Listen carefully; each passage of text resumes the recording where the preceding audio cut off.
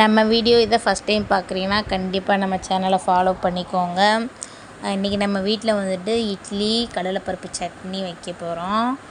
இட்லி வந்து ரெடி ஆகிட்டுருக்கு. நம்ம பக்கத்துலேயே எண்ணெய் ஊற்றி குழம்பு கடலைப்பருப்பு, அப்புறம் வெங்காயம், தக்காளி, பட்டை வத்தல், கருவேப்பிலை அது எல்லாத்தையும் போட்டு நல்லா வதக்கிடுவோம். தேவையான அளவு உப்பு போட்டுக்கலாம். உப்பு போட்டு நல்லா வதக்கிட்டு சைட் பை சைடு நம்ம இட்லியும் வந்து ரெடி ஆயிடுச்சு.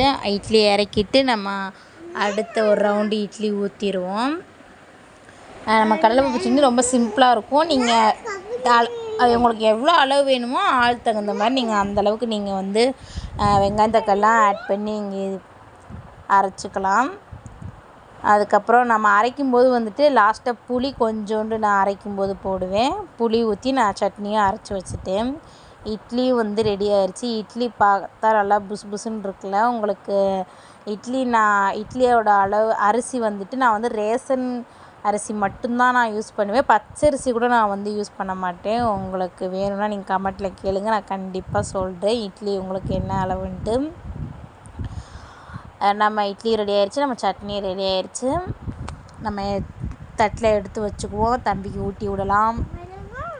நம்ம வீடியோ பிடிச்சிருந்தா கண்டிப்பாக லைக் பண்ணுங்கள், ஷேர் பண்ணுங்கள், கமெண்ட் பண்ணுங்கள், சப்ஸ்கிரைப் பண்ணுங்கள்.